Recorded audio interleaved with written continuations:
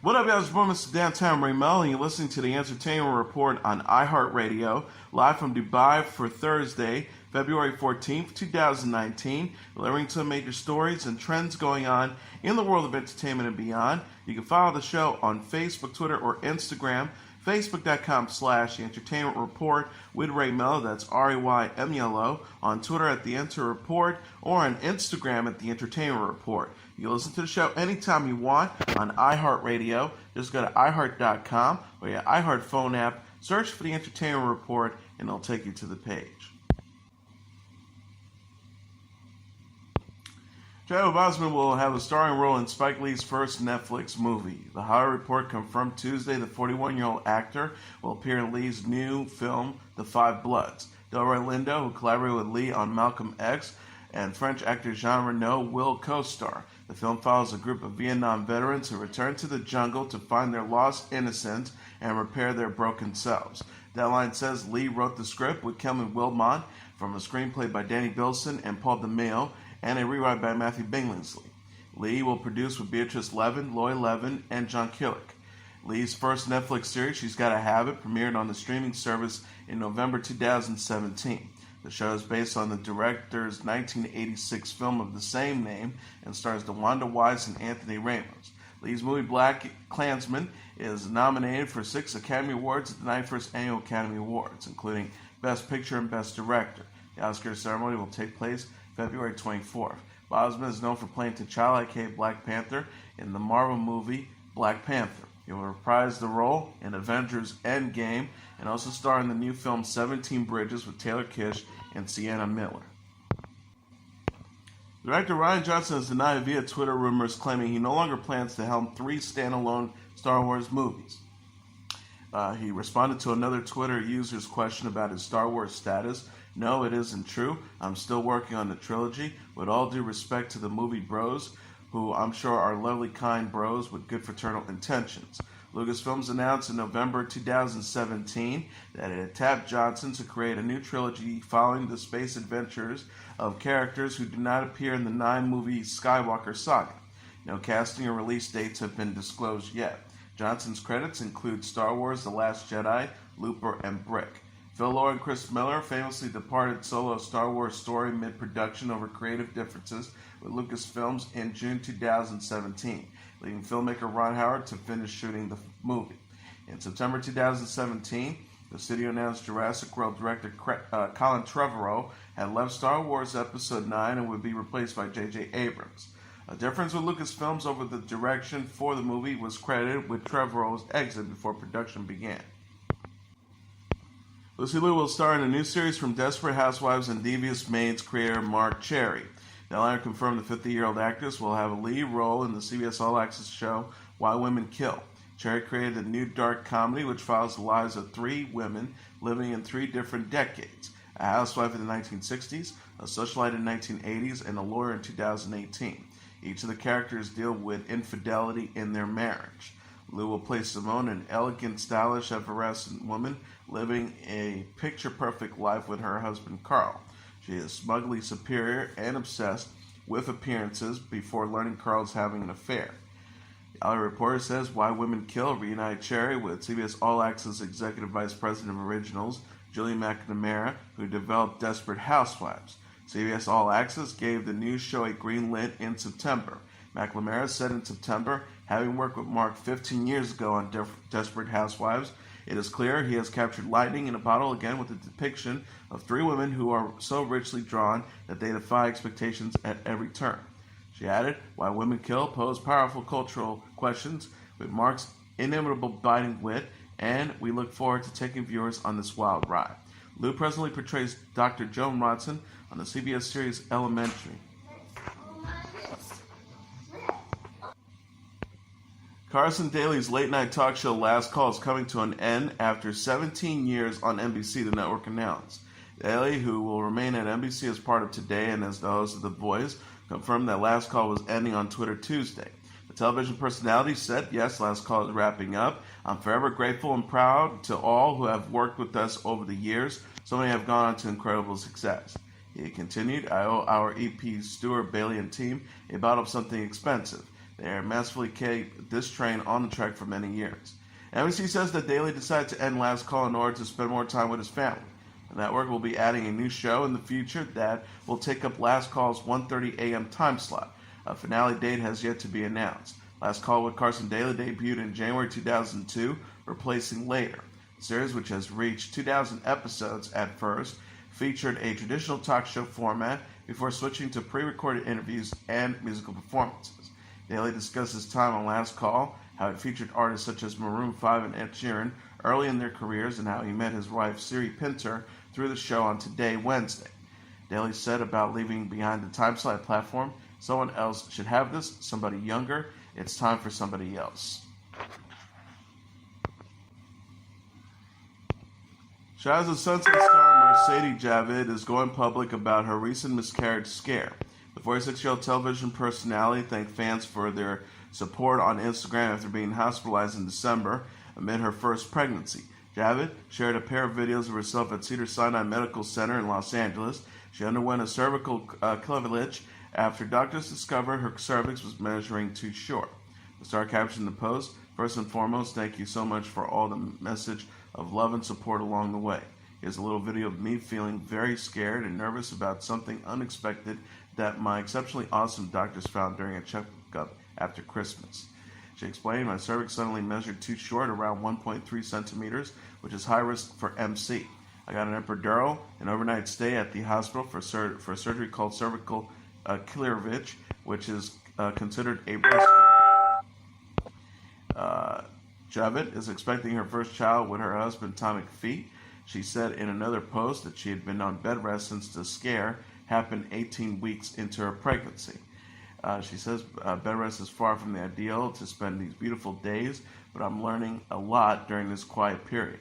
I've gotten through this is with a lot of faith, my beautiful father's claiming spirit inside of me, along with a maternal strength and my husband's unrelenting support and kindness." Javid and Fate married in April and showed their wedding during Shahs of Sunset Season 7.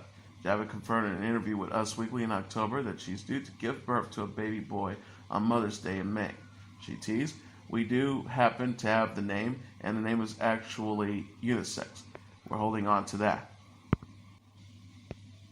Queer Eye is returning to Netflix in March. The streaming company confirmed in a tweet on See What's Next account Wednesday that Season 3 will premiere March 15th. The post reads alongside a photo of stars Antoni Porowski, Tan France, Karamo Brown, Bobby Burke, and Jonathan Van Ness. Hashtag Queer Eye Season 3 premieres March 15th. Queer Eye also confirmed the news with a promo video on its official Instagram account. The caption reads, "We're back, Hennies. Get ready to love yourself. Queer Eye 3 launches March 15th. Huge thanks to Carly Rae Jepsen for this exclusive preview of her new bop, Now That I've Found You." Deadline Season 3 will take place in Kansas City, Missouri, after 2 seasons in Georgia. Kansas City Film Commissioner Stephen Scarpham previously told The Hollywood Reporter Queer Eye executive producer Michael Williams is a longtime fan of the city. Scarpham said he was here 20 years before and loved Kansas City then. When he came back to help scout, it was really nice for him to walk down memory lanes and see how much the city has changed. Queer Eye is a reboot of the Bravo series Queer Eye for the Straight Guy. The show follows Porowski, France, Brown, Burke, and Van Ness as they coach people in food, fashion, culture, design, and grooming. Fox has renewed both animated comedies Family Guy and Bob's Burger for the 2019-2020 season. Family Guy from creator Seth MacFarlane, who has also voiced a number of characters on the show, has been renewed for season 18. Bob's Burger from creator Lauren Bouchard has been renewed for season 10. The renewals come before Disney's upcoming takeover of Fox after the network renewed the long-running The Simpsons for season 31 and season 32. Family Guy, Bob's Burger, and The Simpsons are all part of Fox's animation block of programming on Sunday nights. The show have lucrative streamings and merchandise deals that generate billions. A Bob's Burger feature film is in development that is set for release on July 17, 2020. Family Guy made headlines in December when the show paid tribute to the late Carrie Fisher, who voiced the character of Angela on the series. Oscar-winning actor Al Pacino is set to lead the cast of The Hunt, an animated series executive produced by Jordan Peele. Pacino is known for his roles in the Godfather trilogy as well as Heat, Scarface, Serpico, and Dog Day Afternoon.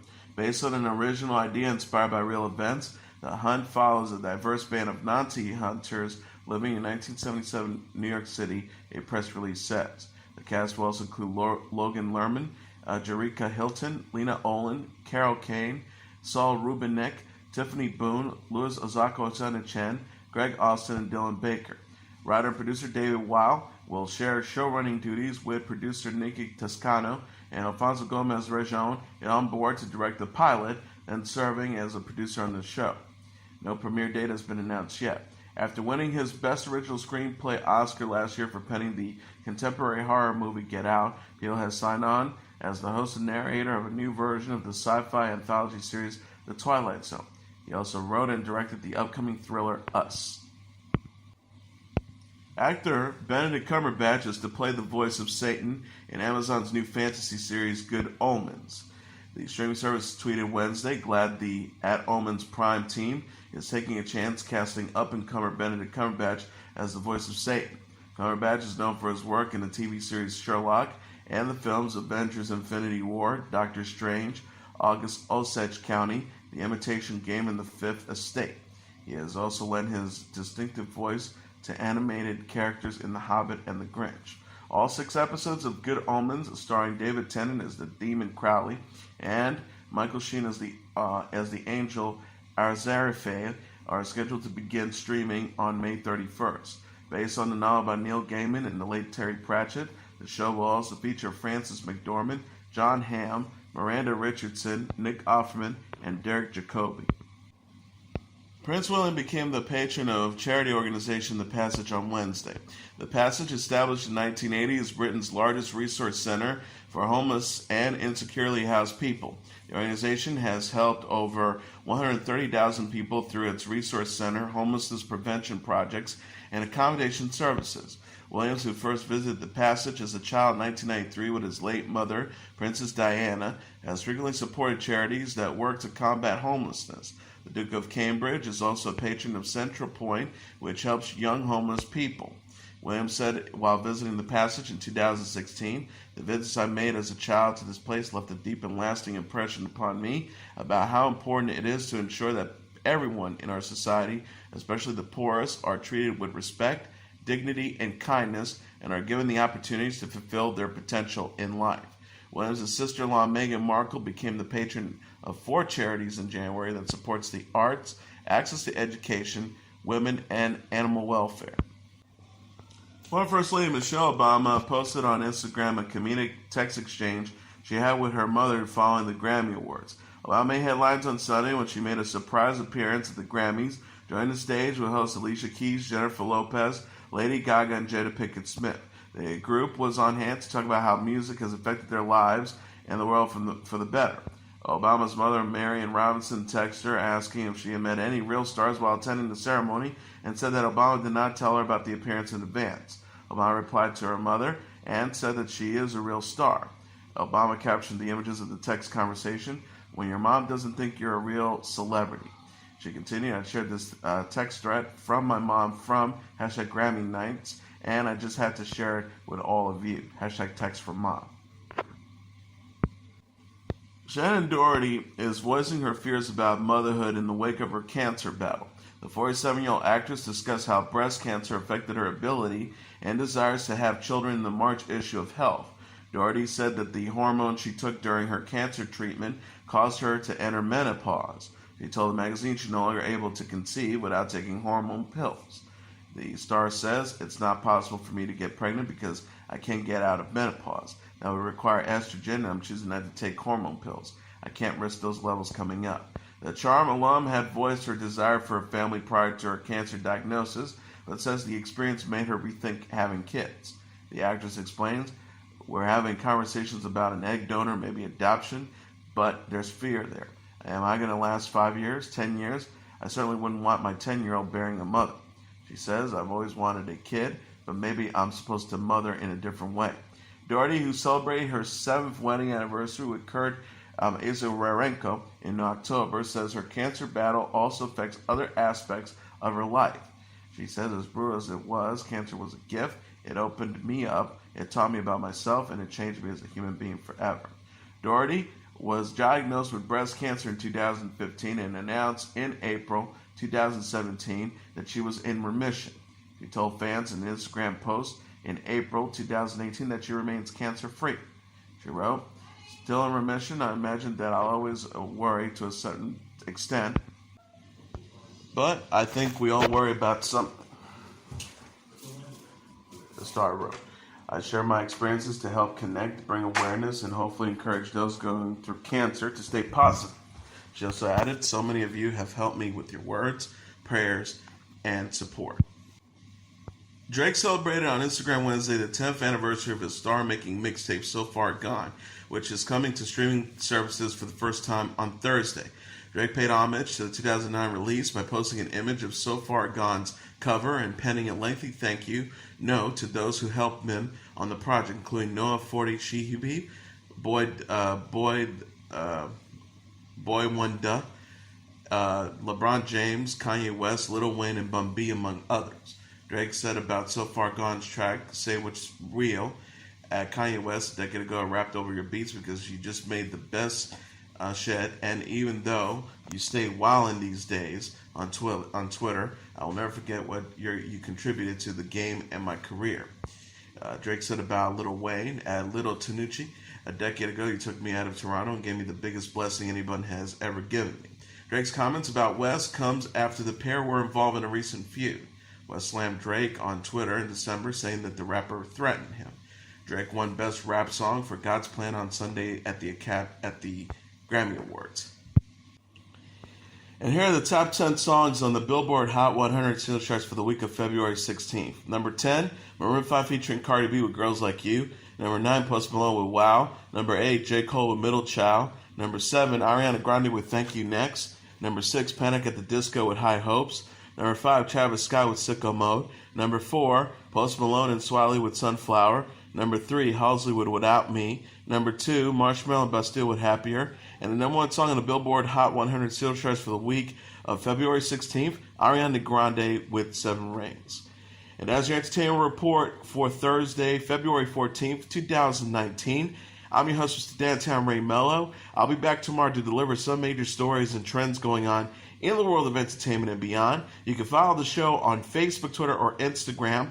Facebook.com/The Entertainment Report with Ray Melo. That's RAYMELO. On Twitter at The Enter Report, or on Instagram at The Entertainment Report. You can listen to this episode or any previous episodes of The Entertainment Report anytime you want on iHeartRadio. Just go to iHeart.com or your iHeart phone app, search for The Entertainment Report, and it'll take you to the page. Good night, and God bless you all.